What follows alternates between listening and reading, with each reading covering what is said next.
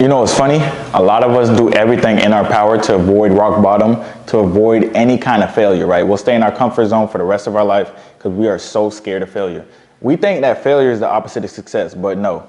Failure is literally a part of success. And that's the thing that we need to understand. Failure teaches you way more than, just a bunch of success would, right?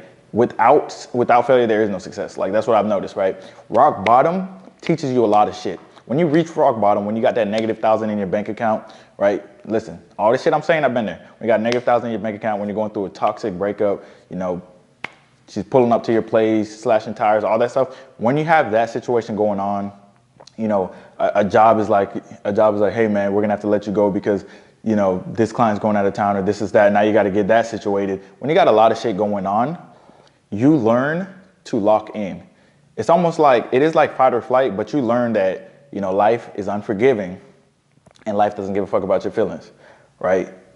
It just doesn't give a fuck about your feelings, all right? That rent is due, the rent is due. They do not care. They do not care about, oh my gosh, like, yeah, man, I messed up my knee or I broke my ankle, I can't go to work. Your rent doesn't give a fuck. You can't go to work, they're kicking you out. And that makes you lock in. Rock bottom teaches you how to lock in and focus, and that you need to treat every day like it's your last day. You need to be relentless every single day. You can't take days off. You can't take time for granted. You literally have to give every day 110%. That's what rock bottom teaches you, man. When you're trying to get out of the rock bottom, you have nothing to lose. You got two options. You can quit and just be like, fuck it, I'm done. Or you can give every day 110% and go in, right? And just literally lock in and just go crazy. Like hitting the gym, getting your mental right, reading, doing everything you can to get your financial situation together, to get your body together, to get, the relationships together, to get your family relationships together, to get all that stuff together, to get your mind together. It literally teaches you that you have to show up every day no matter how you feel.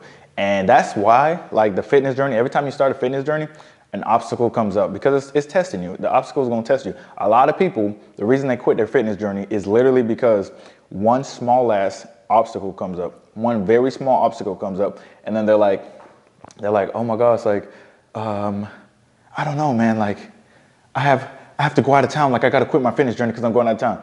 Just some bullshit like that. Like, they have no resolve. To quit for something that small is just idiotic, right? But anyways, like, they'll have one small thing come up and then they'll just quit, right? Because they're scared of failure. They don't believe in themselves to the point that they think that they're going to fail because they're going to be out of town and they're probably going to binge, right? They have like that kind of mentality.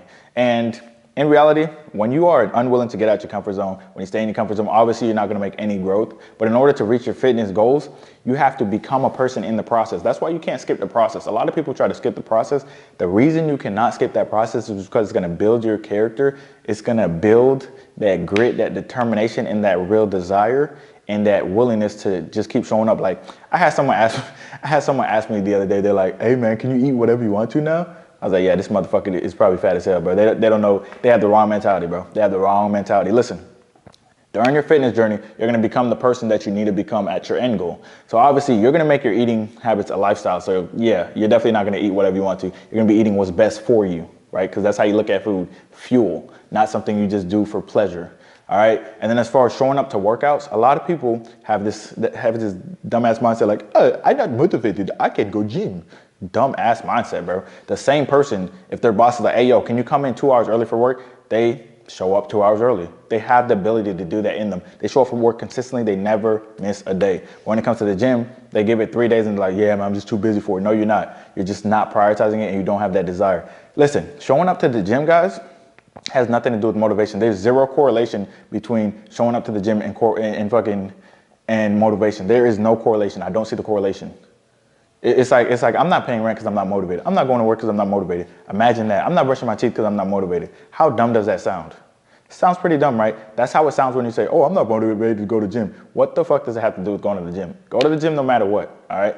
50, 60, 70% of the time, you're not going to be motivated. I've had periods of time, like 3-month stretches where I wasn't motivated all of those days to go to the gym. But after the workout, I was like, thank God I got it done. And then you see you getting leaner. You feel me? You see your muscles popping more. You're like, okay, good thing I did go to the gym. You know what I mean? It's good for mental relief, but it's also a habit that you build over time, right? And to become that person, you have to go through a lot of different adversities through your journey. There's going to be a lot of shit that happens. You might get in a car accident and your car's totaled. You're like, yo, I was driving perfectly fine. It's their fault. You might go through other stressors, but making sure that you show up in the most stressful times in your life will make it easier for you to show up when times get less stressful, right? Which is why it's very important that no matter what's going on, You show up to the freaking gym, all right? That it builds mental character. People think that showing up to the gym is only for results. Showing up to the gym no matter what builds mental character. That's what it does. It builds mental character. Because when it's hot outside, when you have to wake up at 4 a.m., when it's cold outside, when it's snowing outside, and your car won't start, but then you scrape up everything, and then you turn it on again, and you struggle just to get to the gym. It's showing yourself that you're committed to yourself. You're committed to being a better version of yourself. It's not just all vain, like, oh, it's just to look good. A side effect of being consistent and becoming that person you need to become is just getting leaner. That is a side effect. It is not the main goal. The main goal is to better yourself mentally. When you better yourself mentally and you start eating right and you start going to the gym, your body is just going to be a manifestation of that, right? You're going to be leaner. Your body is literally accumulation of your habits and your standards. If you're lean, then that just means you're consistent in the gym. You're very, very consistent in general. And then you can apply those things to other areas of life. All right. So this video, the main purpose of it is just so people could literally stop making fucking excuses. I'm tired of this shit. Like, none of the excuses are good either. It's just like, yeah, man, I'm on the go a lot, so I eat like crap. If you're on the go, you should be skinny as hell because you're on the go. How are you 100 pounds overweight if you're on the go? That doesn't make any sense. Every fast food place has a low calorie option, high protein option. Even McDonald's has a low calorie option. So what are you really doing? You feel me? What are you really doing? Worst case scenario, you don't have time to work out. You still control what you eat on a daily basis. And if you're here today, that means you're alive, which means you've been eating. So why not eat in a calorie deficit? If you could eat in a surplus, which takes longer than eating in a deficit, then you could definitely eat in a deficit. So there's really no excuse. If you're too busy to eat right, then you should be skinny as shit with your ribs showing because you don't have time to eat. So how are you too busy to eat right and you have a big ass stomach and you're like 150 pounds overweight? That means you spent majority of your time eating too much food. Literally, guys. Listen, I don't care what anyone says. Going through drive-thrus and things like that, you can pick a healthy option. You can. Going to gas stations, you can pick a healthy option. They got boiled eggs, they got fruits, they got protein shakes, protein bars. Bare minimum. Worst case scenario, if you're super on the go, like worst case scenario, if I'm in the middle of nowhere and I'm like, I have to go to like, I was in Canada for an event, but I was in like Calgary or some shit. I don't even fucking know what that is. And I was like, damn, I don't have that many healthy options here because I was in a random ass part of it. I just went to the gas station, boiled egg, apple, protein bar. I could have got the candy. I could have got the chocolate. That's what y'all would do. And that's why, your stomach is big because that's what you would get. You make the decisions. At the end of the day, you control everything that's put into your body. Like a lot of people, the craziest thing about this whole journey, it's always going to be crazy to me. I literally never understand it, so I'm always going to bring this up. But the craziest thing I see is that every time someone sits down, every time someone eats food, they are literally choosing to pick that food, chew it, and swallow it. They're picking that food themselves. Even when you go through the drive-thru, you're picking off the menu. And then you have the audacity to be like, I don't know what's going on. You picked that shit. You picked it. You go through the Chick-fil-A drive-thru, you get the milkshake, you get the cookie, you get the fries, and you get the spicy chicken sandwich all together. That's like 3,000 calories, all right? And listen, I used to do that shit too. That's the only reason I know this shit, all right? When in reality, worst case scenario, you're like, dude, I'm really actually on the go, which you should be meal prepping anyways if you're serious about your goals. But if you're really on the go and your meal prep, it fell on the floor or some shit like that, or you forgot it, then just get a fruit cup and get some grilled chicken nuggets, all right?